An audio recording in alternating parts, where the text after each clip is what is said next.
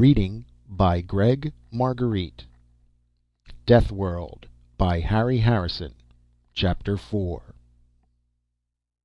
"Don't talk stupidly," Kirk said as he punched for a duplicate order of steak. "There are much simpler ways of committing suicide. Don't you realize that you're a millionaire now? With what you have in your pocket you can relax the rest of your life on the pleasure planets. Pyrrus is a death world, not a sightseeing spot for jaded tourists. I cannot permit you to return with me." Gamblers who lose their tempers don't last long. Jason was angry now. Yet it showed only in a negative way, in the lack of expression on his face and the calmness of his voice.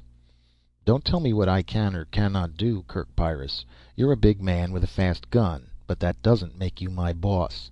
All you can do is stop me from going back on your ship, but I can easily afford to get there another way.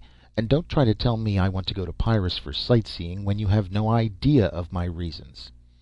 Jason didn't even try to explain his reasons. They were only half realized and too personal. The more he traveled, the more things looked the same to him. The old civilized planets sank into a drab similarity. Frontier worlds all had the crude sameness of temporary camps in a forest. Not that the galactic worlds bored him, it was just that he had found their limitations, yet had never found his own. Until he met Kirk, he had acknowledged no man his superior or even his equal. This was more than egotism, it was facing facts.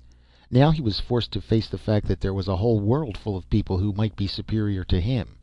Jason could never rest until he had been there and seen for himself, even if he died in the attempt.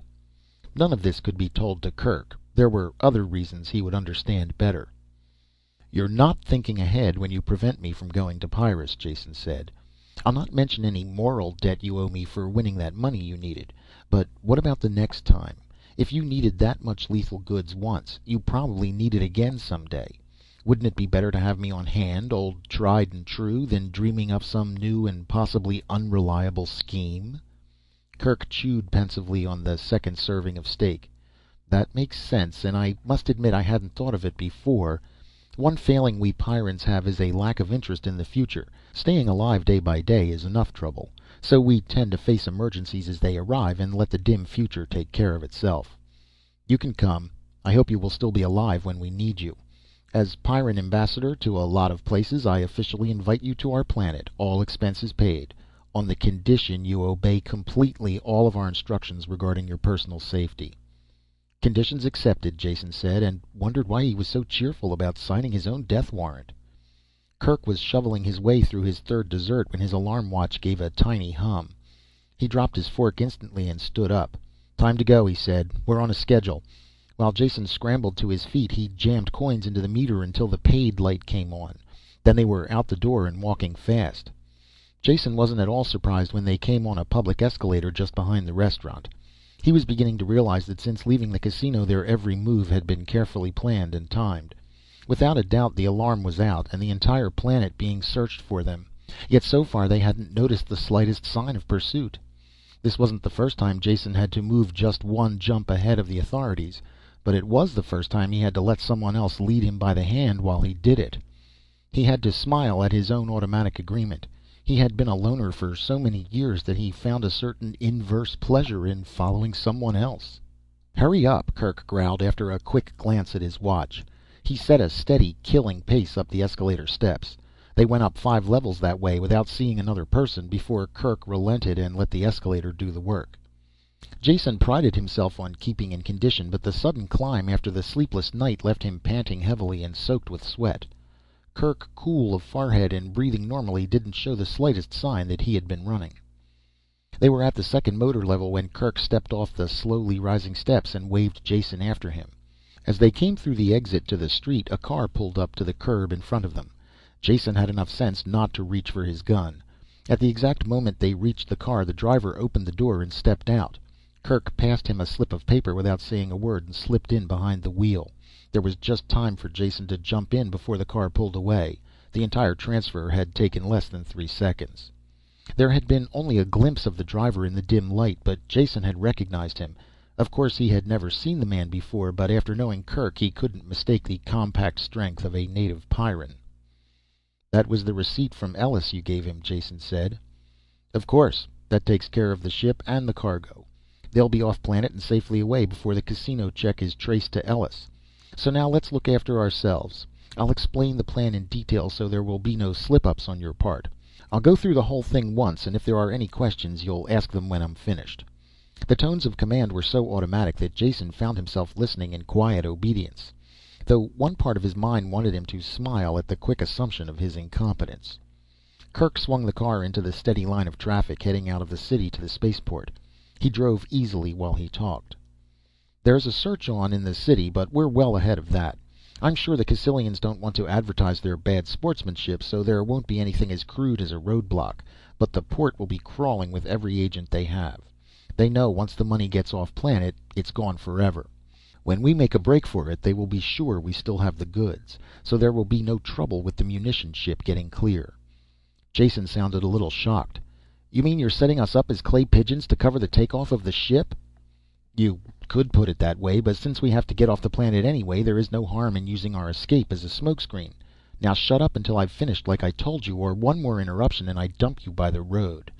Jason was sure he would. He listened intently and quietly as Kirk repeated word for word what he had said before, then continued. "The official car gate will probably be wide open with the traffic through it, and a lot of the agents will be in plain clothes. We might even get onto the field without being recognized, though I doubt it. It is of no importance. We will drive through the gate and to the takeoff pad. The Pride of Darkhan, for which we hold tickets, will be sounding its 2-minute siren and unhooking the gangway. By the time we get to our seats, the ship will take off." "That's all very fine," Jason said, "but what will the guards be doing all this time?" "Shooting at us and each other. We will take advantage of the confusion to get aboard." This answer did nothing to settle Jason's mind, but he let it slide for the moment.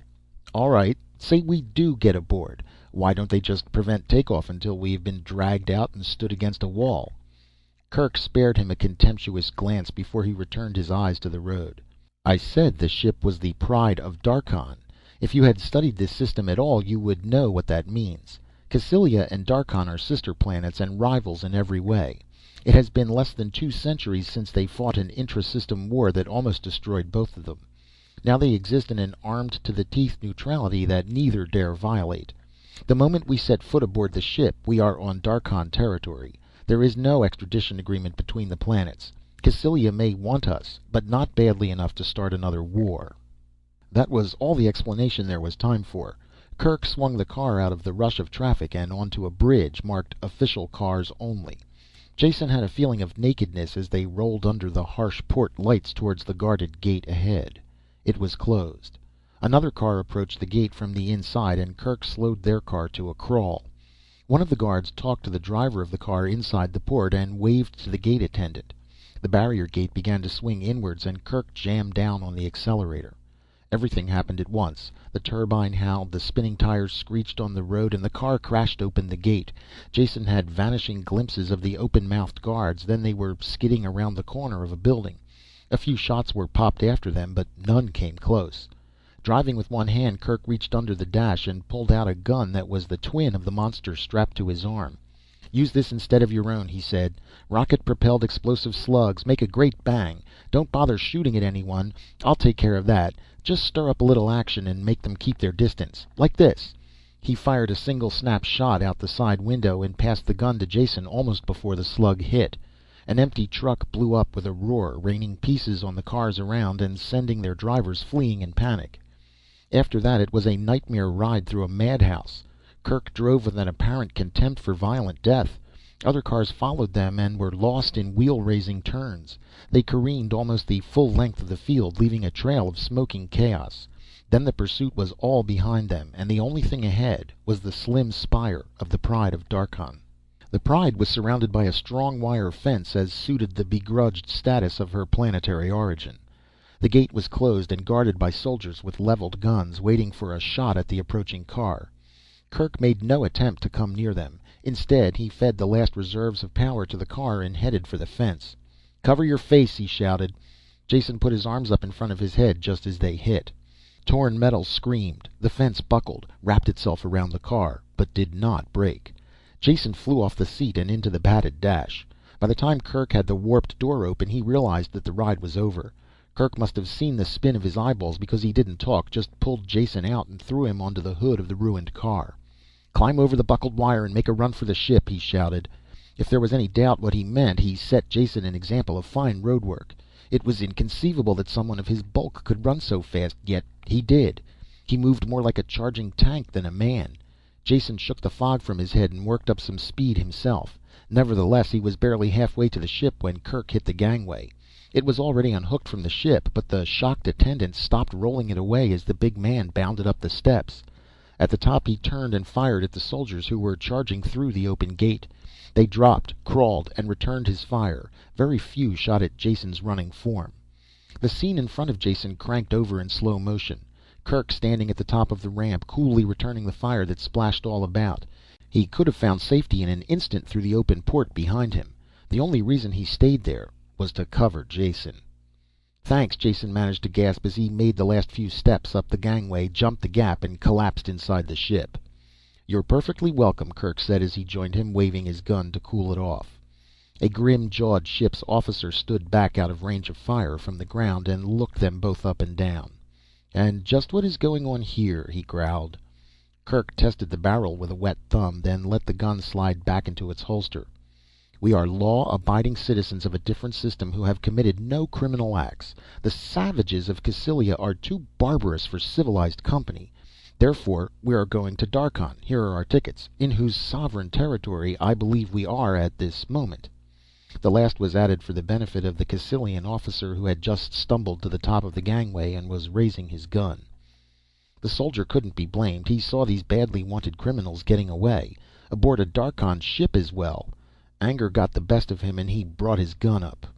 "Come out of there, you scum. You're not escaping that easily. Come out slow, with your hands up, or I'll blast you." It was a frozen moment of time that stretched and stretched without breaking. The pistol covered Kirk and Jason. Neither of them attempted to reach for their own guns. The gun twitched a bit as the ship's officer moved, then steadied back on the two men. The Darkhan spaceman hadn't gone far, just a pace across the lock. This was enough to bring him next to a red box set flush with the wall. With a single swift gesture he flipped up the cover and poised his thumb over the button inside. When he smiled, his lips peeled back to show all of his teeth. He had made up his mind, and it was the arrogance of the Cassylian officer that had been the deciding factor. "Fire a single shot into Darkhan territory and I press this button," he shouted. "And you know what this button does. Every one of your ships has them as well. Commit a hostile act against this ship and someone will press a button. Every control rod will be blown out of the ship's pile at that instant, and half of your filthy city will go up in the explosion." His smile was chiseled on his face, and there was no doubt he would do what he said. "Go ahead, fire. I think I would enjoy pressing this." The takeoff siren was hooting now, the close lock light blinking an angry message from the bridge. Like four actors in a grim drama, they faced each other an instant more. Then the Cassylian officer, growling with unvoicable, frustrated anger, turned and leapt back to the steps. "All passengers board ship. 45 seconds to takeoff. Clear the port." The ship's officer slammed shut the cover of the box and locked it as he talked. There was barely time to make the acceleration couches before the Pride of Darkhan cleared ground. End of Chapter 4 of Deathworld by Harry Harrison.